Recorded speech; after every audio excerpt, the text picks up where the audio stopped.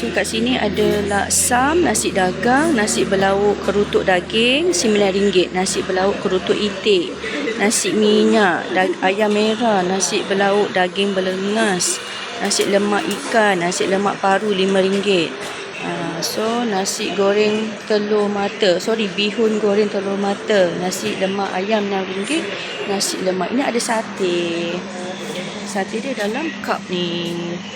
Ini pun ada dumpling, ada panipuri dan ada kuih-kuih lah. Kuih-kuih. Assalamualaikum. Hari ini kita berada di warung kopi dan kita di Kampung Pandan 1. Itu laluan daripada bypass ataupun daripada Gambang lah. Daripada Gambang, daripada sana kena masuk exit masuk ke airport. Tapi tak sampai airport. Jadi ini adalah gambaran ataupun pukul 8.40 pagi. So orang ramai. Hari ini hari Khamis pun orang ramai. So kita berada di bawah payung. So hari ini apa yang kita ada? Ada nasi lemak, ada telur separuh, ada ikan bilis goreng, kacang. Okey, RM3. So banyak lagi kat sana. Nanti kita tengok apa yang ada kat sana. Cari kolam udang.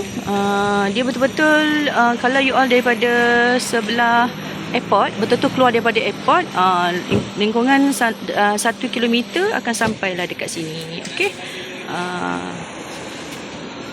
Warung kita dan kopi.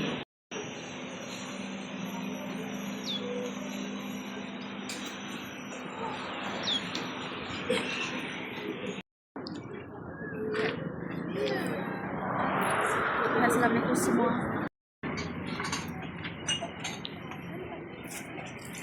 Ini bukan malu.